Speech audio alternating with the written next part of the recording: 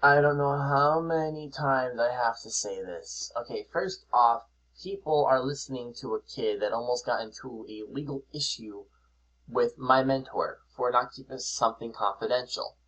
Um, so you're gonna blindly follow a kid that doesn't know what he's talking about, already has every single professional blocking him, and you're going to listen to him. Well, you can be my guest on that, but please do not come to me asking me to help you if you're going to try and argue with me and try to prove me wrong, okay? Because I know what I'm talking about, all right? How many times do I have to say this? I'm going to go back real quick because people are not going to listen. And once it's too late to go, oh, Joe, you're right, by then you probably have aggravated me enough that I'm going to end up blocking you, and you can go find someone else for your source, all right? You guys don't understand how these ENSOs work, okay?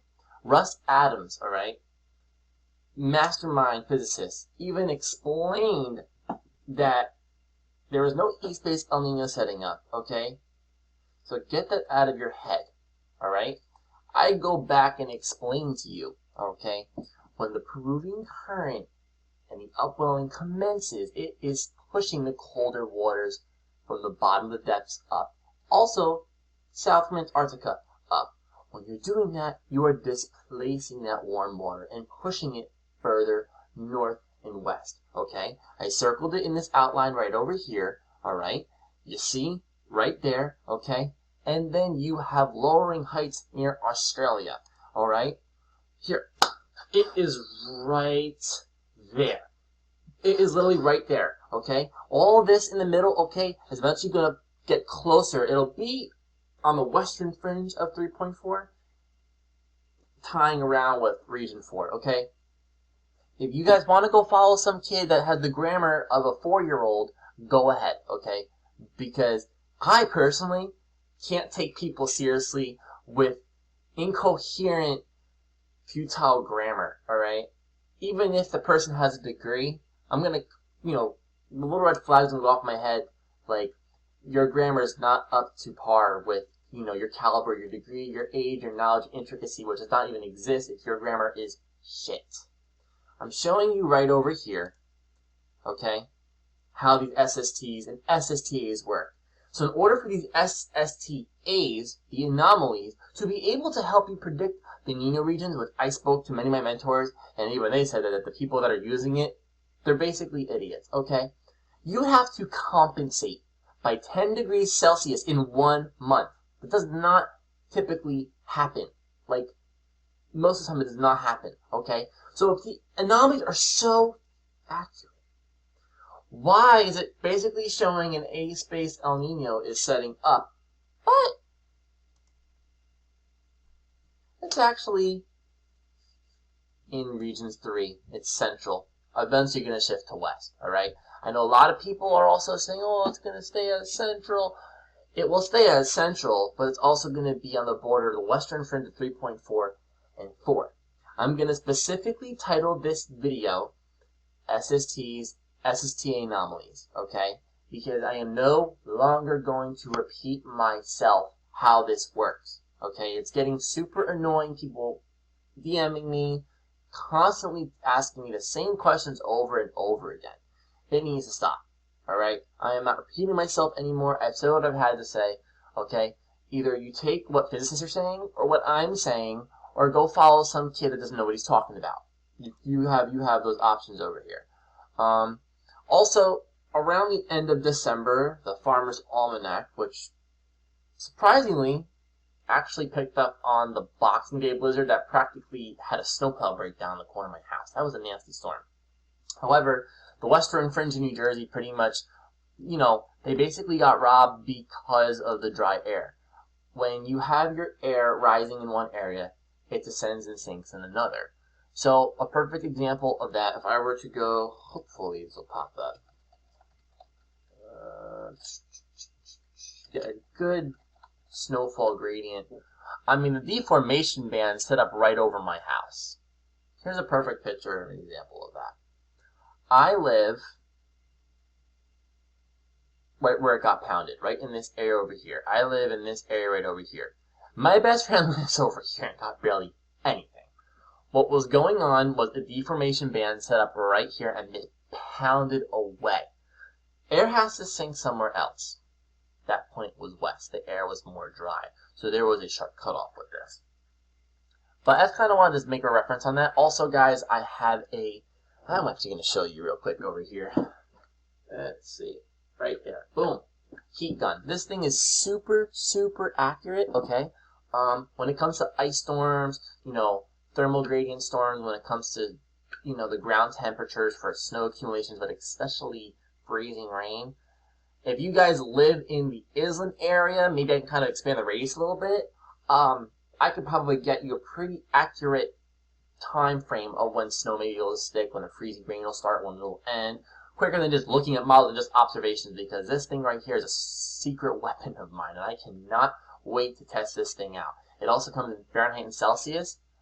This thing is amazing. I've already tested its accuracy. It's pretty quick on the ball what it does. But you guys have to learn how to read these water temperatures. Alright? I've also had people, and no, this isn't an obligation, that just because that people that live in South America that are meteorology majors are telling me this is how you do it. Well, I'm going to be honest with you, okay? I have a brilliant professor. She covers oceanography, meteorology, planetary science. She covers so many areas. And I think it's pretty sad that a lot of meteorologists don't know about the currents, how they work, how to read SSTA anomalies, how to read SSTs, how to make a correlation and not contradict what you're trying to portray, alright? You have to sit down, listen to what the person is telling you. Check their accuracy record, okay? Don't just go by degree. Please don't do that. Don't just go by degree, okay? Listen to what the person's saying. And if they can't even spell the word dog right and they have a degree, that should be a little red flag going off in your head right there, okay?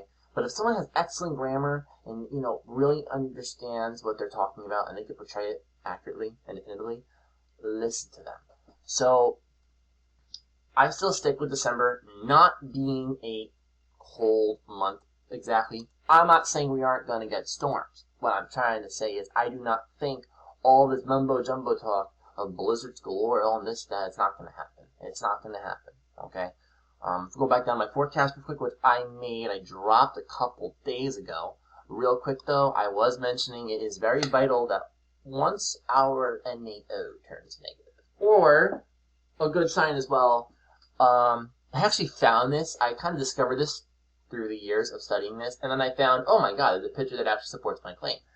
When Portugal is getting hit with storm systems, basically we're along the same line of latitude, so we share similar weather characteristics, alright? So that's very important, but go back down over here.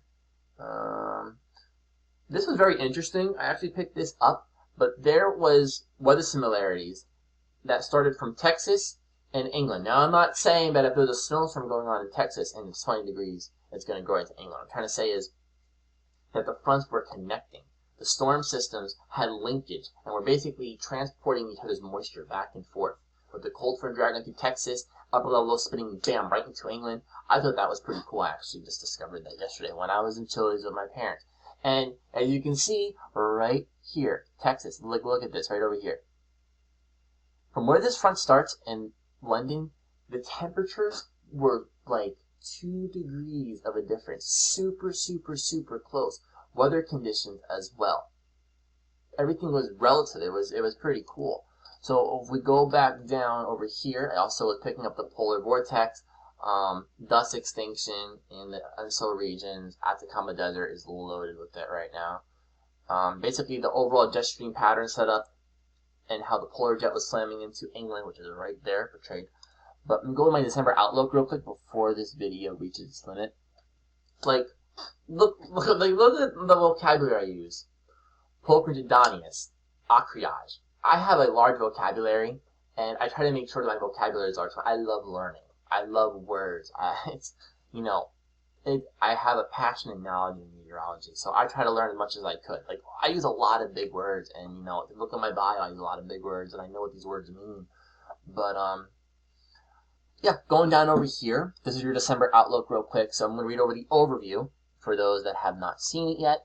All right, we're going to move me out of the way for a second, so my face may be cut off like last time. Overview. December is a month of processing our transition, which is to weather, which will be our first step. A persistent southwest trough will dominate most of our December, so I do not expect a pattern flip until it moves out. A dominant southeast ridge and unfavorable teleconnections, excluding the Pacific North American. However, winter will come in January. Do not be alarmed. Second week, most likely, as the first week may be delayed. I'm not saying that December won't see some snow. I think we may see a flake. There may be a possibility of a snowstorm, but the chances increase as you get toward the end of the month or as you go into December. But comparing December to January and February, December is no match against these months coming up at all. Not even against March.